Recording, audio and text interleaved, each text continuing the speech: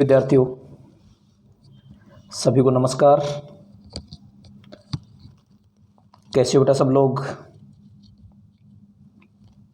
निर्वाण हिंदी ज्ञान सागर YouTube channel पर मैं शेर सिंह निर्वाण आपका हार्दिक स्वागत करता हूं, हार्दिक अभिनंदन करता हूं। देखिए बेटा, पिछली वीडियो में हम लक्ष्मण मूर्छा और राम का विलाप जो अध्याय है, इस अध्याय में हमने सबसे पहले तो ये जाना था कि जब लक्ष्मण मूर्छित हो जाते हैं तो हनुमान जी उनके लिए संजीवनी लेने के लिए जाते हैं। जैसे ही वो संजीवनी लेकर के वापस आते हैं तो अयोध्या से जैसे गुजरते हैं, भरत जी उनको बाण मार करके नीचे गिरा देते हैं। पूरी कथा उनको बता देते हैं। उसके बाद भरत उनको ये कहते हैं कि मैं जल्दी ही अपने बाण के माध्यम से आपको लंका तक पहुंचा सकता हूं। तब हनुमान जी ने उनको कहा कि हे प्रभु, मुझे आपका केवल आशीर्वाद चाहिए, आपकी आज्ञा चाहिए, मैं स्वयं ही ऐसा कर लूँगा। तो इस तरह की बातें हम पढ़ रहे थे। उसके बाद बेटा अपन ने ये जाना था कि वहाँ पर जो राम हैं वो लक्ष्मण को निहार रहे थे। अपने पढ़ा था सरसी तौर पर, थोड़ा सा हम इसको पुनर्दोहराव करते हुए आगे बढ़ते हैं। फिर अगला वीडियो अगले वीडियो का नाम है, आगे की जो कक्षा है उसको हम सरसरी तौर पर अभी इसको ले लेते हैं, फिर उसको ले लेंगे फटाफट बेटा, है ना। इससे पहले अगर बेटा आपने अभी तक चैनल को लाइक सब्सक्राइब नहीं किया है तो लाइक सब्सक्राइब कीजिए और साथ ही साथ शेयर तो करना ही है, ठीक है बेटा। तो देखिए, हम पहले ही पढ़े थे कि वहाँ राम लक्ष्मण ही निहारी, बोले वचन मनुज अनुसारी। कि पहले तो अयोध्या का दृश्य था ऊपर तक। इससे आगे जो राम है वो लक्ष्मण को निहार रहे हैं, बोले वचन मनुज अनुसारी, एक साधारण मनुष्य के अनुसार आचरण करते हुए बोले। क्योंकि मैं पहले पढ़ा चुका हूँ बेटा, इसलिए सरसरी तौर पे ले रहा हूँ। एक साधारण मनुष्य की तरह आचरण करते हुए बोले, अर्ध राति गई कपि नहीं आयु, कि आधी रात बीत गई है लेकिन अभी तक कौन है। कपि का मतलब हनुमान से बेटा, यहाँ पर हनुमान जी नहीं आए हैं। राम उठाई अनुज उर लायु, कि राम अपने भ्राता लक्ष्मण को उठा करके अपने सीने से लगा लेते हैं, ठीक है बेटा। कह रहे हैं आगे, सकुहु ने दुखित देखी मोहिकाऊ, बंधु सदाताऊ मृदुल स्वभाऊ। हे भाई, कभी आप मुझे दुखी होते हुए नहीं देख सकते थे। तुम सदा से ही मृदुल अर्थात कोमल स्वभाव वाले रहे हो। मम हित लागी तजेहु पितु माता, सहेहु विपिन हिम आतप बाता। कि मेरा हित जान करके, मेरी भलाई जान करके आपने अपने माता पिता का त्याग किया और जंगल में मेरे ही कारण से आपने सर्दी, गर्मी और वर्षा आदि ऋतुओं को सहन किया। तो देखिए बेटा, यहाँ तक हम पिछली वीडियो में पढ़ लिए थे। अब हम आगे चल रहे हैं। देखिए, अब हम आगे चलते हैं बेटा। कह रहे हैं हनुमान जी, राम कह रहे हैं किसको, लक्ष्मण को अपने सीने से लगा रखा है और कह रहे हैं, सो अनुराग कहाँ अब भाई। सो यानी वह, अनुराग यानी प्रेम, कि हे भाई आपका जो प्रेम था मेरे प्रति वो अब कहाँ चला गया। उठहु न सुनी मम बच बिकलाई। उठू यानी उठना, न यानी नहीं, सुनी यानी सुन करके, मम यानी मेरे, बच यानी वचन, बिकलाई यानी व्याकुल। कि हे भाई, इस तरह से आप मेरे व्याकुल वचन सुन करके भी उठ क्यों नहीं जाते। करें आगे, जो जनते हु बन बंधु बिछोहु, पितु बचन मनतेहु नहीं हो। हे भाई, अगर मैं इस बात को जानता, जो यदि जनते हूँ जानता, बन जंगल में, बंधु भाई से, बिछोऊ बिछोड़ना पड़ेगा, ठीक है बेटा। बन बंधु बिछोऊ में अनुप्रास अलंकार है, व्यवहार की आवर्ती होने के कारण। यदि मैं इस बात को जानता कि जंगल में जाने पर मुझे अपने भाई से बिछोड़ना पड़ेगा, पितु वचन मनतेहु नहीं हो, तो मैं पिताजी की आज्ञा को या पिताजी के वचन को नहीं मानता, ठीक है बेटा। रहेगा ध्यान यहाँ तक कि यदि मैं जानता कि जंगल में जाने पर मुझे भाई से बिछुड़ना पड़ेगा तो मैं पिताजी के वचन को या पिताजी की आज्ञा को नहीं मानता, ठीक है बेटा। तो क्या करें हैं, यदि पिताजी की आज्ञा को, अगर मुझे पता लगता कि जंगल में जाने पर मुझे लक्ष्मण जैसे भ्राता से बिछुड़ना पड़ेगा, पितु वचन मनतेहु नहीं हो, तो मैं पिताजी के वचन को नहीं मानता, उनकी आज्ञा को नहीं मानता। आगे करें हैं, सुत बित नारी भवन परिवारा, हो ही जाही जग बारही बारा। सुत यानी पुत्र, बित यानी धन, नारी यानी पत्नी, भवन यानी भवन होता ही बेटा, और परिवार यानी परिवार। हो ही जाही होते जाते हैं जग संसार में 12 ही 12 बार बार। हे भाई, पुत्र, पत्नी, धन, भवन और परिवार, ये तो संसार में बार बार आते जाते हैं, बार बार आते जाते रहते हैं। अस बिचारी जिए जागहु ताता, अस यानी यह या ऐसा, बिचारी विचार, जिए हृदय में, जागहु जाग जाओ, ताता भाई। हे भाई, आप कम से कम ये विचार करके ही या अपने हृदय में ये विचार लेकर के ही जाग जाओ। मिलई मिलता, मिलई का मतलब क्या बेटा, मिलता, न नहीं जगत संसार में, सहोदर यानी सगा, भ्राता यानी भाई।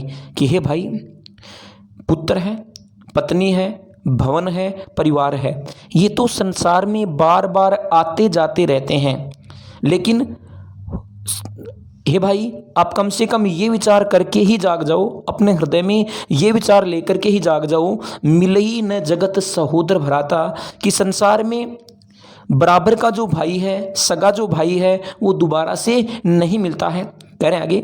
अब बेटा आगे तुलसीदास जी श्री राम से कहलवा रहे हैं कि जो राम है वो एक साधारण मनुष्य की तरह विलाप कर रहे हैं, और विलाप करते हुए कह रहे हैं, अब कह रहे हैं बेटा आगे कि जथा पंख बिनु खग अति दीना, मणि बिनु फनी करीबर करहीना, असमम जीवन बंधु बिन तोहू, जो जड़दैव जीवा है मोही। कह रहे बेटा ऐसा, जथा यानी जिस प्रकार से, पंख बिनु यानी पंखों के बिना, खग पक्षी, अति अत्यधिक, दीना दीनहीन।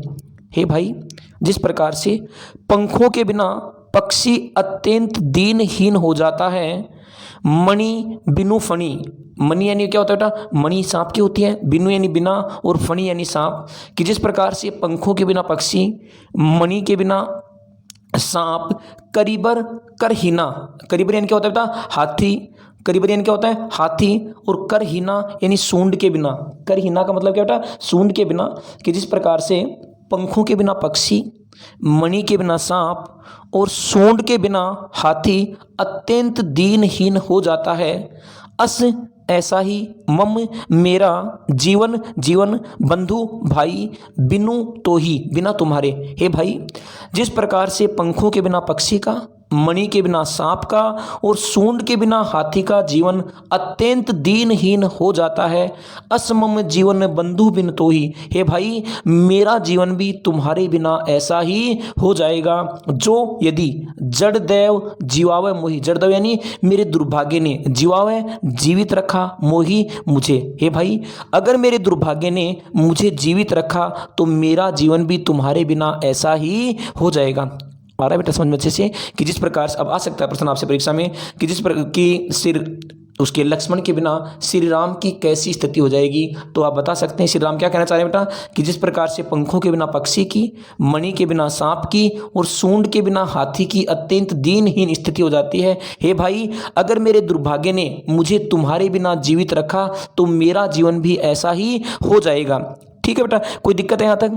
अब देखिए आगे कह रहे हैं, श्री राम विलाप कर रहे हैं एक साधारण मनुष्य की तरह, और कह रहे हैं साधारण मनुष्य की तरह विलाप करते हुए क्या करें बेटा, कि जय हूँ अवध कौनु मुँह लाई, नारी हेतु प्रिय भाई गवाई। जय हूँ जाऊँगा अवध अयोध्या में, कौनु कौन सा, मुँह लाई मुँह लेकर, नारी हेतु यानी पत्नी के लिए, प्रिय यानी प्रिय, भाई यानी भाई को, गवाई यानी गवा दिया। कि हे भाई, अब आप ही बताइए कि मैं अयोध्या में कौन सा मुँह लेकर के जाऊँ, वहाँ पर लोग मुझे कहेंगे, मुझे ताने मारेंगे, नारी हेतु प्रिय भाई गवाई, कि राम है, इस राम ने अपने पत्नी के लिए अपने लक्ष्मण जैसे भाई को गवा दिया। इस तरह की बातें लोग मुझे वहाँ पर कहेंगे। तो अब आप ही बताओ कि मैं अयोध्या में कौन सा मुँह लेकर के जाऊँ। लोग क्या कहेंगे, नारी हेतु प्रिय भाई गवाई, कि इस राम ने अपनी पत्नी के लिए क्या कर दिया है, अपने प्रिय भाई लक्ष्मण को गवा दिया है। बरु अपजस सहते हूँ जगमाही, नारी हानि विशेष क्षति नहीं। बरु भले ही, अपजस अपयस, सहते हूँ सह लूँगा, जगमाही संसार में। हे भाई, अब तो मैं भले ही संसार में अपयस सहन कर लूँगा। अपयस किस बात के लिए बेटा, अगर आप जिंदा नहीं हुए तो मैं सीता को लेने भी नहीं जाऊंगा, और जब सीता को लेने नहीं जाऊंगा तो लोग मुझे अपयश सुनाएंगे, मुझे ताने देंगे कि इस राम ने अपनी पत्नी को रावण के द्वारा उठाए ले जाने पर कोई प्रयास नहीं किया, उसको छुड़ाया नहीं, तो इस तरह का अपयश मुझे सहन करना पड़ेगा। लेकिन फिर भी कह रहे हैं कि अब आपके बिना सीता को लाना मुश्किल है, आपके बिना सीता को विजय नहीं किया जा सकता। तो कह रहे हैं कि भले ही मैं क्या कर लूँगा, अपयश सहन कर लूँगा, लेकिन अब मैं आपके बिना सीता को लेने भी नहीं जाऊँगा। नारी हानि विशेष क्षति नाही, कि नारी अर्थात जो पत्नी है उसकी हानि कोई विशेष हानि नहीं है, ऐसा कहलवाया तुलसीदास जी ने। हालांकि कहा है नहीं कहा वो तो अलग बात है, लेकिन तुलसीदास जी ने राम से कहलवाया ये बात कि नारी हानि विशेष क्षति नहीं, कि भाई की तुलना में जो पत्नी की हानि है, क्षति यानी हानि या नुकसान, कि पत्नी की हानि है वो कोई विशेष हानि नहीं होती है। ठीक है बेटा, कि नारी की हानि या पत्नी की हानि कोई विशेष हानि नहीं होती है। ठीक है बेटा, कोई दिक्कत है कि भले ही मैं आप क्या कर लूँगा, अपयश सहन कर लूँगा, लेकिन आपके बिना सीता को भी नहीं लाया जा सकता, और पत्नी की हानि आपकी तुलना में कोई विशेष हानि नहीं है। अब कह रहे हैं बेटा आगे, अब अपलोकु, अपलोक यानी अपयश, शोकु यानी शोक, सुत पुत्र को कहा जाता है, लेकिन यहां पर बेटा किसके लिए आया है, यहां पर लक्ष्मण के लिए आया है, तोरा तुम्हारा। अब अपलोकु शोकु सुत तोरा, हे भाई मेरा जो हृदय है अब आपका अपयश, सॉरी अब तो मतलब सीता को न लाने का अपयश, और शोकु सुत भाई, शोक सुत का मतलब पुत्र होता है, लेकिन यहां पर किसके लिए आया बेटा, भाई के लिए आया है, लक्ष्मण के लिए आया है, कि हे भाई मेरा जो हृदय है, आगे और देखिए एक बार, सह ही सहन करेगा, निठुर निष्ठुर, कठोर, कठोर यानी कठोर होता है बेटा, उर यानी हृदय, और मोरा यानी मेरा। हे भाई मेरा जो कठोर हृदय है अब तो आपका शोक और सीता का अपयश दोनों को ही सहन करेगा, अर्थात आपके बिना सीता को भी जीता जाना मुश्किल है, सीता को भी वापस नहीं लाया जा सकता। तो कह रहे हैं मेरा कठोर और निष्ठुर हृदय अब आपका शोक और सीता का अपयश दोनों को ही सहन करेगा, अर्थात मैं आपके बिना सीता को लेने भी नहीं जाऊंगा। आगे कह रहे हैं बेटा, निज जननी के एक कुमारा, तात तासु तुम प्राण अधारा। क्या करें बेटा, निज यानी अपनी, जननी यानी माता, एक यानी एक, कुमारा यानी पुत्र। हालांकि आपको पता है कि लक्ष्मण और शत्रुघ्न माता सुमित्रा के दोनों पुत्र थे, लेकिन तुलसीदास जी ने ऐसा कहा है कि हे भाई, राम कह रहे हैं, कहलवाया राम से कि निज जननी के एक कुमारा, हे भाई तुम अपनी माता के एकमात्र पुत्र हो। निज यानी अपनी, जननी यानी माता, एक यानी एक, और कुमारा यानी पुत्र। हे भाई तुम अपनी माता के एकमात्र पुत्र हो। तात तासु तुम प्राण अधारा, हे भाई तात भाई, तासु उसके, तुम यानी तुम, प्राण अधारा प्राणों के आधार हो, और हे भाई तुम ही उसके प्राणों के आधार हो। कौन कह रहा है बेटा, श्री राम लक्ष्मण को कह रहे हैं कि आप अपनी माता के एकमात्र पुत्र हो और तुम ही उसके प्राणों के आधार हो, कि आप अपनी माता के एक पुत्र हो, और तात तासु तुम प्राण आधारा, हे भाई तुम ही उसके प्राणों के आधार हो। सौंपे सी सौंपा था, मोही मुझे, तुम्हें गही पकड़कर पानी हाथ। पानी का मतलब क्या बेटा, हाथ। सब विधि सब प्रकार से सुखद, सुख देने वाला, परम अत्यंत हित यानी भला, जाने यानी समझ करके, कि हे भाई तुम्हारी माता ने मुझे तुम्हारा सब प्रकार से भला चाहने वाला और सुख देने वाला समझ करके तुम्हारा हाथ पकड़कर, पानी यानी हाथ, गही यानी पकड़कर, तुम्हारा हाथ पकड़ करके तुम्हारी माता ने तुम्हें मुझे सौंपा था। किसने, तुम्हारी माता ने मुझे तुम्हारा सब प्रकार से हित चाहने वाला, भला चाहने वाला समझ करके तुम्हारी माता ने तुम्हारा हाथ पकड़ करके तुझे या तुम्हें मुझे सौंपा था। ठीक है बेटा, समझ लो अच्छे से। कौन कह रहे हैं बेटा, तुलसीदास जी कह रहे हैं कि श्री राम विलाप करते हुए लक्ष्मण को कह रहे हैं कि हे भाई तुम अपनी माता के एकमात्र पुत्र हो और उन्होंने तुम्हारा हाथ पकड़ करके मुझे तुम्हारा सब प्रकार से हित चाहने वाला समझ करके, तुम्हारा भला चाहने वाला समझ करके तुम्हारा हाथ पकड़ करके मुझे सौंपा था। तुम है ही गही पानी, तुम्हारा हाथ पकड़ करके मुझे सौंपा था। मुझे क्या जानकर, तुम्हारा हित चाहने वाला, सब प्रकार से भला चाहने वाला और सुख देने वाला जान करके। उतरू का है देहहूँ ते ही जाई। उतरू उत्तर का है क्या, देहहूँ देऊँगा ते ही उसे जाई जा करके। अब हे भाई तुम ही बताओ उस माता सुमित्रा को जा करके मैं अब क्या उत्तर देऊँगा, कि तुम्हारी माता सुमित्रा को जा करके मैं अब क्या उत्तर देऊँगा। उठी किन मोही सिखाहू भाई, उठी उठ करके किन्नी क्यों मोही मुझे सिखाहू सिखाना भाई भाई, कि हे भाई तुम मुझे उठ करके ये बात सिखला क्यों नहीं रहे हो, ये बात सिखा क्यों नहीं रहे हो कि मैं तुम्हारी माता को जा करके क्या उत्तर देऊँगा। कौन कह रहे बेटा, राम एक साधारण मनुष्य की तरह विलाप करते हुए कह रहे हैं कि हे भाई तुम्हारी माता ने तुम्हें मेरा सब या तुमको मुझे तुम्हारा हाथ पकड़ करके सौंपा था, मुझे तुम्हारा सब प्रकार से हित चाहने वाला भला चाहने वाला समझ करके। उतरू का है देहहूँ ते ही जाई, कि माता सुमित्रा जब मुझे जाते पूछेगी कि बेटा राम मेरे लक्ष्मण को कहाँ छोड़ आया, तो मैं उस माता को जा करके क्या उत्तर दूंगा। ठीक है बेटा, समझ पा रहे हो आप अच्छे से। शायद अगर हम इसको भावनाओं से समझें तो शायद हमारी भी आंखें नम हो सकती हैं। इस तरह का तुलसीदास जी ने कहलवाया किससे, राम से, कि उस माता को जा करके उतरू का है देहहूँ ते जाई, कि उस माता सुमित्रा को जा करके हे भाई मैं क्या उत्तर दूंगा। उठी कि न मोही सिखाऊ भाई, आप मुझे उठ करके ये बातें सिखलाते क्यों नहीं। कौन सी बातें, कि मैं तुम्हारी माता को जा करके क्या उत्तर दूंगा। बहुविधि अनेक प्रकार से, बहुविधि का मतलब क्या बेटा, अनेक प्रकार से सोच विचार करते हुए, सोच विमोचन, सोच यानी शोक, विमोचन यानी हरने वाले, विमोचन का मतलब क्या बेटा, हरने वाले। किस प्रकार से, अनेक प्रकार से लोगों के शोक हरने वाले, शोकों का विमोचन करने वाले, और अनेक प्रकार से सोच विचार करते हुए, स्रवत यानी बहना, सलिल जल, राजीव कमल, दल लोचन, दल यानी पंखुड़ी और लोचन यानी नेत्र। समझ रहे बेटा आप अच्छे से, कि हे भाई मैं आपकी माता को जाकर के क्या उत्तर दूंगा, आप मुझे उठ करके ये बातें सिखलाते क्यों नहीं। इस प्रकार का वार्तालाप करते हुए, इस तरह से विलाप करते हुए श्री राम जो लोगों के कष्टों को हरने वाले हैं और अनेक प्रकार से सोच विचार कर रहे हैं, तरह तरह की बातें सोच रहे हैं, भगवान है स्वयं, साक्षात विष्णु का अवतार है, लेकिन एक साधारण मनुष्य की तरह विलाप कर रहे हैं और कह रहे हैं बहुविधि सोचत सोच विमोचन, स्रवत सलिल राजीव दल्लोचन, कि हे भाई कि इस प्रकार से अनेक प्रकार से सोच विचार करते हुए लोगों के सोच यानी यहाँ पर कष्ट से बेटा, किससे, लोगों के कष्ट हरने वाले, लोगों के शोक हरने वाले श्री राम के स्रवत सलिल राजीव दलोचन, श्री राम के कमल की पंखुड़ी जैसे नेत्रों से क्या टपकने लगे, आंसू टपकने लगे, आंसू बहने लगे।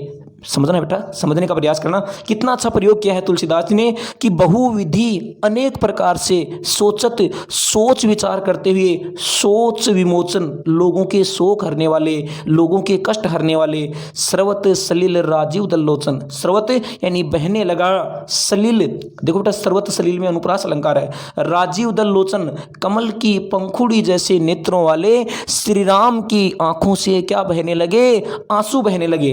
अब देखिए बेटा, जब श्री राम की आंखों से आंसू बहने लगे तो शिवजी पार्वती से कह रहे हैं, उमा एक अखंड रघुराई, नर गति भक्ति कृपाल दिखाई। उमा पार्वती जी को कहा जाता है बेटा, किसको कहा जाता है, पार्वती जी को। एक यानी एक होता है अखंड, जो खंडित नहीं हो सकता, जो कभी टूट नहीं सकता, लेकिन आपके सामने अभी तो टूट रहे हैं श्री राम जी, बड़े दुखी हो रहे हैं। ठीक है, अखंड यानी जो खंडित ना हो सके, जो कभी टूटे ना, जो विपदाओं से ना घबराए, रघुराई श्री राम, नर मनुष्य, और गति यानी मनुष्य की तरह गति करना, मनुष्य की तरह कार्य करना, भक्त यानी भक्तों पर, कृपाल यानी कृपा, दिखाई यानी दिखलाना। शिवजी पार्वती से कह रहे हैं, कौन कह रहे हैं बेटा, शिवजी पार्वती से कह रहे हैं कि हे पार्वती जी, श्री राम स्वयं अखंड हैं और अपने भक्तों पर नर लीला करके ही, या अपने भक्तों पर कृपा करके ही उन्होंने नर लीला दिखलाई है। एक नर की तरह, साधारण मनुष्य की तरह गति उन्होंने की है। समझना बेटा, आ सकता है प्रश्न कि उमा एक अखंड रघुराई, नर गति भक्ति कृपाल दिखाई। प्रस्तुत पंक्तियां किसने, किससे व कब कही, तो प्यारे बच्चों प्रस्तुत पंक्तियां शिव जी की हैं, किससे कही गई हैं? पार्वती जी से कही गई हैं। कब कही गई हैं? जब लक्ष्मण के मूर्छित होने पर श्री राम अनेक प्रकार के सोच विचार कर रहे हैं, तरह तरह की बातें सोच रहे हैं। उस समय शिव जी पार्वती से कह रहे हैं कि हे पार्वती जी, श्री राम स्वयं अखंड हैं, लेकिन अपने भक्तों पर कृपा करके ही उन्होंने नर लीला दिखलाई है, इस नर लीला को उन्होंने रचा है। कोई दिक्कत है बेटा यहाँ तक? उम्मीद कर रहा हूँ यहाँ तक समझ आपको आ रहा होगा अच्छे से।